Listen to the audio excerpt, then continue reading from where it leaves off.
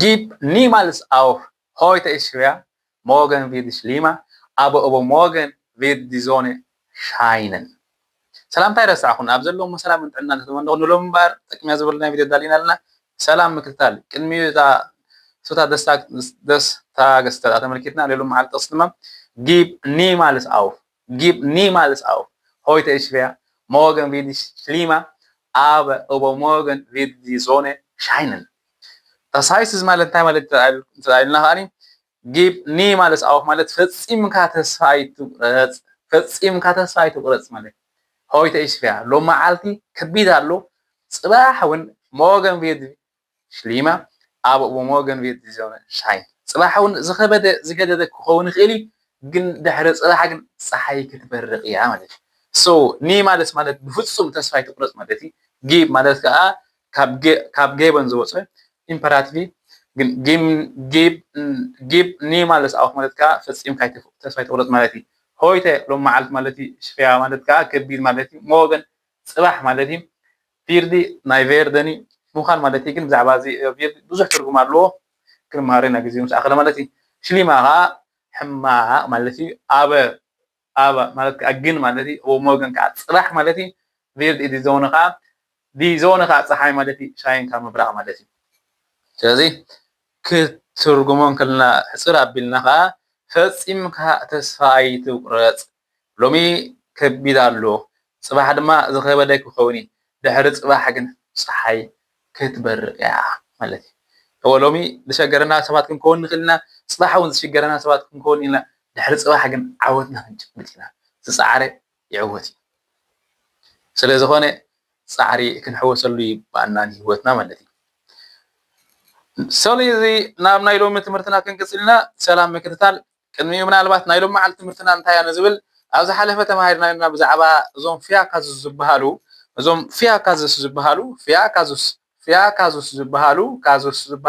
ብዛዕባ እዞም ኖሚናቲቭ ኣኮዛቲቭ ኢንጀነቲቭ ዳቲቭ ዝበሃሉ ተማሂርና እዮም ነርና ማለት እዩ ሕሉ ዝበለ እሳቶም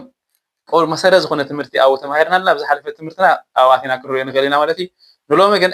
ኣብቲ ኖሚናቲቭ እቲ ካልኣይ ክፋል ማለት እዩ ኖሚናቲቭ ቀዳማይ ክፋል ርኢና ነርና ንሎሚ ድማ ከም ምድጋም ማለት እዩ ምድጋም እኳ ተዘይኮነ ግን ንሱ ዝኸኣለ ክፋል ናቱ ክንቅፅልና ማለት እዩ ኖሚናቲቭ ኣዝዮም ኣገደስቲ ስለ ዝኾኑ ንሳቶም ብዝግባእ ተዳ ፈሊጥናዮ እቲ ቋንቋ ክንዛረብ ኣይንሽገርና ማለት እዩ ስለዚ ኖሚናቲቭ እንታይ እዩ ኢልና ነርና ኖሚናቲቭ እንታይ እዩ ኢልና ነርና ተባሂሉ ካብቶም ሓደ ካዝስ ኮይኑ ካብቶም ዶሽ ሓደ ካዝስ ኮይኑ እቲ እንታይ ማለት እዩ እንታይ መልካ where it was tut ማለት እዩ where it was tut oder was it was ማኸር ማለት እዩ ኦኬ ብሓፂሩ ብሕፅር ዝበለ እቲ ኣብቲ ዛትስ ገባርን ሓራግን በዓል ቤት ወይ ከዓ በዓል ዋና ኢልና ጠቂስና ነርና ኣብቲ ቪድዮ ከና ክንሪኦ ግን ምክንያቱ እቲ ግዜ ክንጥቀመሉ ስለ ዘለና ናብ ናይ ሎሚ ትምህርትና ክንቅፅል ኢና ማለት እዩ ብሕፅር ዝበለ ኣብቲ ኖሚናቲቭ እንታይ ኣብቲ ናይ ኖሚናቲቭ እንታይ ተባሂልና እቲ ሓደ እንታይ ተባሂሉ እቲ ገባርን እቲ በዓል ቤትን ዋና ዝኾነ ምን ተባሂሉ እቲ ኖሚናቲቭ ኢልና ነርና ምክንያቱ ባይሽፒል እቲ ወይ ድማ እቲ ብኸመይ ንኣብነት ሓደ ባይሽፒል ታወሲናስ der Hund ተልና ኣብነት der Hund ተልና der Hund schläft ተልና schläft ተልናስ እቲ ከልቢ ደቂስሎ ንብል ኣለና እቲ ከልቢ ደቂስሎ ክንብል እንተዳ ኮይና ምን ይደቂስ ዘሎ መጀመርያ ተክምለልና wer schläft ክንብል ኢና schläft እንተዳ ኣልና ደቂሱ ዘሎስ ምን der Hund እዚ ሁንድ እንታይ ይኾን ኣሎ ማለት እዩ ኖሚናቲቭ ይኸውን ኣሎ ኢልና ናብ ዝሓለፈ ክላስና ማለት እዩ ዝሓለፈ ክላስናስ ኖሚናቲቭ ዝኸውን ዘሎ እሱ ኢልና ነርና ኖሚናቲቭ እዚ እንተዳ ኮይኑ ስቴት ማለት እዩ እቲ ኖሚናቲቭ ተዳ ኮይኑ ስለምንታይ ግን ኖሚናቲቭ ኣዝዩ ኣገዳሲ ዝኾነ እቲ ኖሚናቲቭ ስለምንታይ ኣዝዩ ኣገዳሲ ዝኾነ ምናልባት ብዙሕ ትምህርቲ ኣለዎ እቲ ቨያ ዝበሃል ፐርሰንን ምዃኑ እቲ ቫስ ዝበሃል ድማ ነዛኸ ወይ ከዓ ንዚንከ ማለት ነገራት ምዃኑ ኣብ ዝሓለፈ ተማሂርና ነርና ኦኬ ናይ ሎሚ ትምህርትና ግን ስለምንታይ እዩ ኖሚናቲቭ ዝበሃል እቲ ኣዝዩ ኣገዳሲ ዝኾነ ኣብ ቋንቋ ኣዝዩ ኣገዳሲ ዝኾነ ኣብ ቋንቋ ስለምንታይ ተባሂሉ ሓደ in jedem deutschen Satz braucht man ein Subjekt ዝኾነ ቋንቋ ክንዛረብ እንከለና ወይ ቋንቋና ጀርመን ክንዛረብ እንከለና እንታይ ይደሊ ሱብጀክት ይደሊ ሱብጀክቲ እንታይ ሱብጀክት እንታይ ይደሊ ሱብጀክቲ ይደሊ ሱብጀክቲ ይደሊ እዚ ሱብጀክት ዘሊ እንተ ደኣ ኮይኑ ከዓ እዚ ሱብጀክት ከዓኒ ወይ እንታይ ክኸውን ይኽእል እዩ እዚ ሱብጀክት እዚ ከዓ ፐርሰን ክኸውን ይኽእል እዩ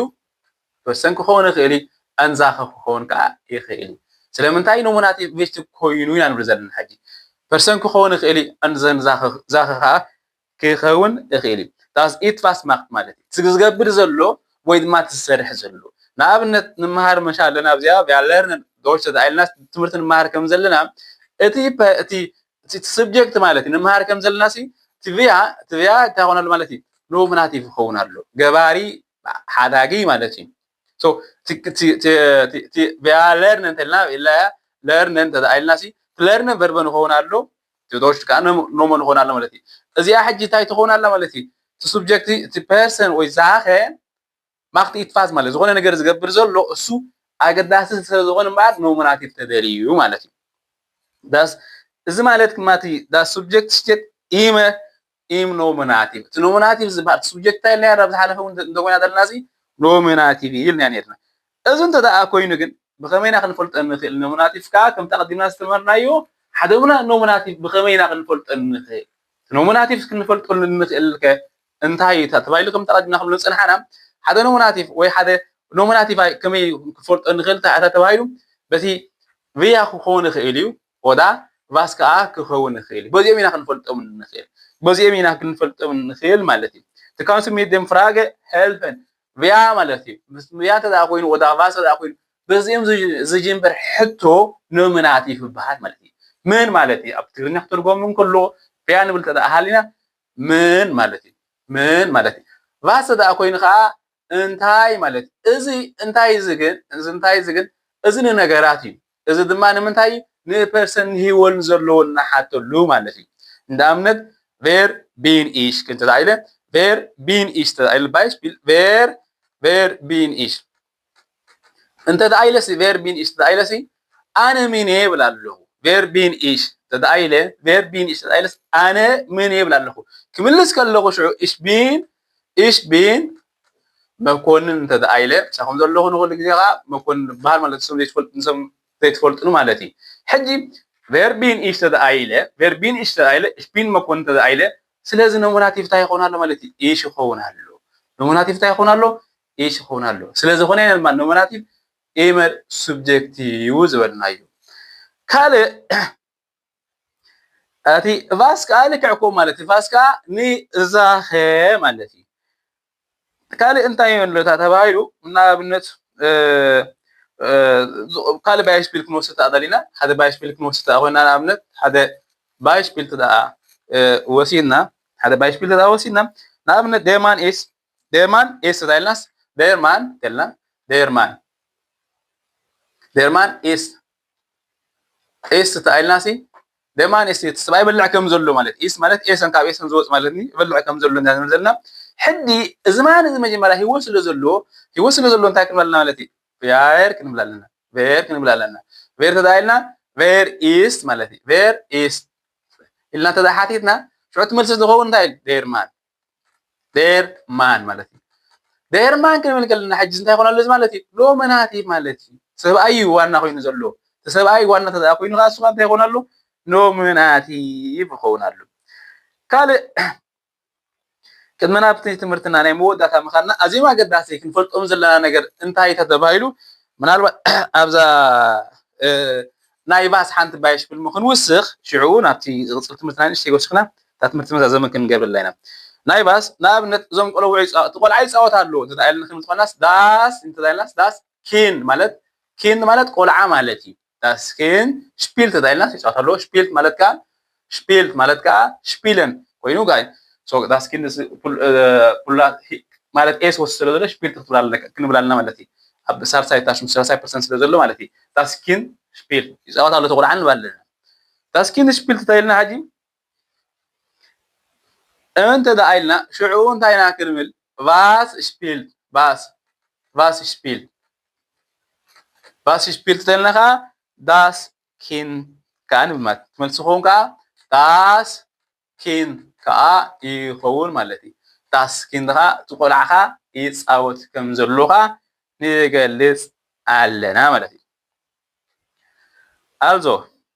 كاره أزي أقداسي كنفرت زلنا نجر انتهى تبايلو تم articles بهالوها article بزعبا article كلمة هاري ناقن أمنو ناتيف article زيوم أزي ما قدس دلو كنفرت أم زلنا زم أزيم أقدس زلهم كنفرت أم زلنا تي دياز بهار زلو دياي مان تدايلنا زكم زلو دين تدايلنا خادي فراو تدايلنا مش فراو تدايلنا داس كين تدايلنا وزي ما قدسهم كنفرت أم زلنا هاي موضة هذا كنفرت بارتيكل كا تبولولار مالتي أمنو من هذه بولولار بمولو متايوز مالتي ديم دي وسط تداو كوينو أبتم نومنجن تايقوني يغيري نابنت دي انت دايلنا دي دير ما انت دايلنا ابولارك مسكلو شعو زي دي ابزت سبعي مالتي ابولارك مسكلو ግን ተመሰወት ስለንብል ተመሰወት ማለትም ብዙሓት ኾን ስለዘሎ ዲ ሜነር ኢና ንብል ሜነር ንብል ማለቲ ሜነር ንብል ማለቲ ናላት ዛፖላር ክንምሃድና በቀጻል ትምህርትና ማለቲ ፍራው እንተ ዳይልና ሐጂ ዲ ፍራው ዳይልና ከምዘላ ታዲ ድመጽ ከምዘላ ታትመጽ ማለቲ ዲ እዚ ኩሉ ዚ ዲ ወስታብዝ ዲ ኢልና ታፍራው ዘላ ግን ፍራውን ያትኹን ፍራውን ان نسخلا مالتي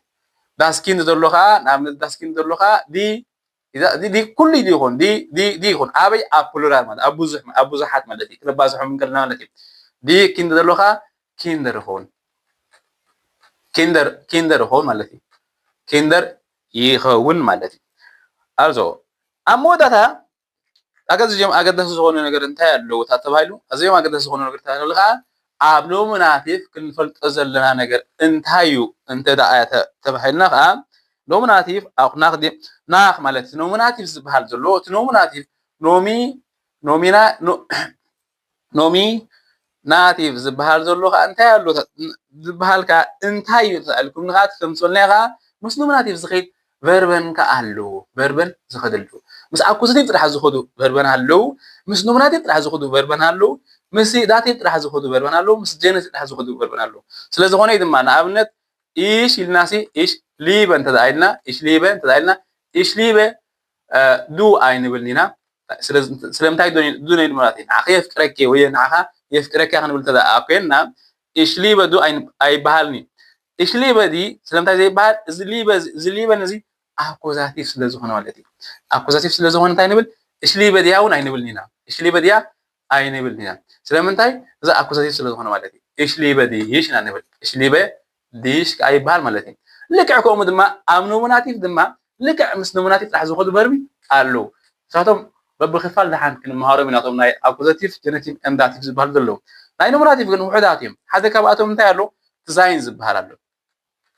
ወይ ድማ ዛይን ማለት እዩ ዛይን ኩሉ ግዜ ምስ ኖሚናቲቭ ጥራሕ እዩ ዝኸይድ ዛይን ዝበሃሉ ዘሎ ዓይነት ተባሂሎም ከም በዓል ቢን ከም በዓል ኢስ ከም በዓል ዚን ቶም ዛይን ዝተምሃር ዛይን ዝበሃሉ ሓፂሩ ከም በዓል ዚን እንዛይት ዝበሃል ዘሎ እዚኦም ማለት እዩ እንደ ቤስ ዝበሃል ኣሎ እዚኦም ከም ኣለዉ ዘለና ቶም ዛይን ዝበሃል ዘሎ እዚኦም ማለት እዩ እዚኦም ተዳሃልዮም ምስ እንታይ ዝኸይድ ምስ ኖሚናቲቭ እዩ ንኣብነት ኣነ መምህር እየ ክብል ተዳኣ ኮይነ ንኣብነት ኣብ ፓሽፒል ኣነ መምህር እየ ክብል ተዳኣ ኮይነ ወይ ድማ ንሳ መምህር እያ ክብል ተዳኣ ኮይነ ምናልባት ይኽእል መምህር ድሓር ከዓ ማዛ መምህር ኮንካ ከይትብሉና ከዓ ንኣብነት ንሳ መምህር እያ ከይ እንተ ደኣ ክንብል ተኾና እዚ ኢስ ክብል እየ እዚ ኢስ ሌረር ሌረር ተዳኢለ ንሳ መምህር እያ ይብል ኣለኹ እዚ ኢስ ሌረር እንተ ደኣኢልና ሕጂ እዚ ኢስ ሌረር ተንሳስ መምህር እያ ይብል ኣለና ኩሉ ግዜ እዚ እምበር እንታይ እዚ ኢስ እንታይ ዝኸይድ ምስ ኖሚናቲቭ እዩ ዝኸይድ ማለት እዩ ምስ ኖሚናቲቭ እዩ ዝኸይድ ድሓረ ክሓትት እንከሎ ኮነ ቬር ተዳኢለ ቬር ኢስ ሌረር ተዳኢለ ቬር ኢስ ሌረር ተዳኢለ ሽዑ ሲ ከምዚ ደሎላ ለምለም ኢስ እንተዳኢለ ለምለም ተዳኢልና እምነት ለምለም ኢስ ሌረር ተዳኢልና እምነት ቬር ኢስ ሌረር ለምለም ሶ እዚ ኖሚናቲቭ ዝበሃል ካልእ ምስ ዚ ምዞም እቲ ዛይን ዝበልናዮ ሓደ ዛይን ኢልና ነርና ካልኣይ ድማ ምስ ዛይን ቨርበን ትኸይድ ድማ ቬርደን ዝበሃል ኣሎ ቬርደን ምናልባት እዚ ቬርደን እዚ ኣዝዩ ገፊሕ ዝኾነ ትምህርቲ ኣሎ ብዛዕባ እዚኣ ብውልቃ ምሳኣ ጥራሕ ኣርስ ሒዘ ክመፅእ ክፍትኒ ሓደ መዓልቲ ቬርደን ማለት ነገረ መንገዲ ማለት ከምዚ ምዃን ኣብ ትግርኛ ከምዚ ኢልካ ክትርጉሞ ይትኽእል ኢኻ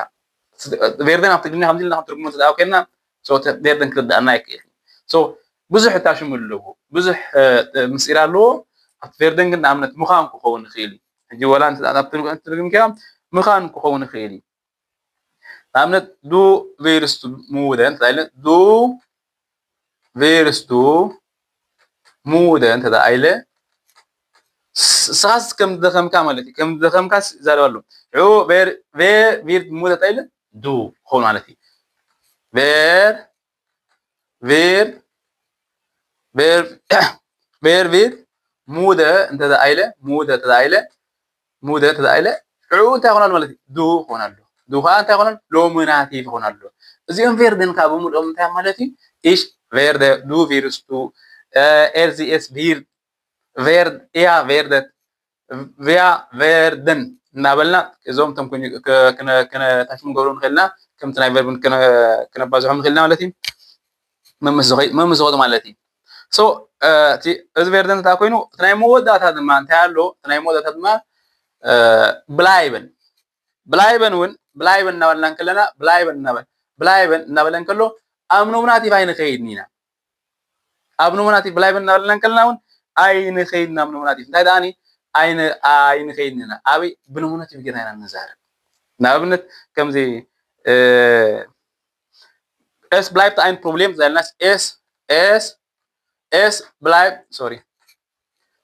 es bleibt es bleibt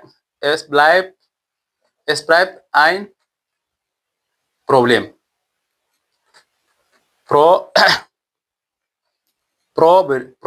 problem حجي ذا problem article ناتا تا problem das was أكوينا das problem نتوقعنا شعو es bleibt نبلنا كلنا أزي أين نخرب لزلنا